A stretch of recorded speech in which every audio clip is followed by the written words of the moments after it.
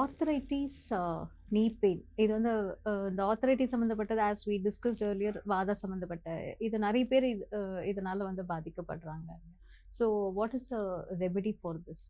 Arthritis and knee pain is a thing which has to be addressed in the early stages, Yeah. not after the problem has arisen. Arisen. Once the problem has arisen, in the early stage, it can be addressed. Okay. But when it progresses, அப்போ வந்து நம்ம அதுக்கான எது பண்ணாலுமே it's like preventive ஆஸ்பெக்டாக தான் போகும். Curative ஆஸ்பெக்டில் நம்மளால் பண்ணவே முடியாது.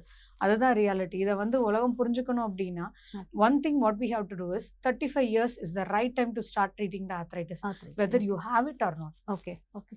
It depends on whether you have an osteoarthritis. Arthritis is நிறைய inflammatory இருக்கு, rheumatoid இருக்கு, osteoarthritis. I am speaking about osteoarthritis, which is very common among women. Okay. அப்போ ஒரு women வந்து அவங்களோட மசில்ஸ் அந்த கொலாஜன் வந்து லூஸ் ஆகி பாடி வந்து அந்த ஃபிளெக்சிபிலிட்டி எல்லாமே வந்து போறது வந்து பாத்தீங்கன்னா இந்த 35 yearsல இருந்து 45 years where there is a major change over in the women's body. Hormones, அப்போ அவங்களோட மசில்ஸ், ஸ்கின் எல்லாமே வந்து மாறும்.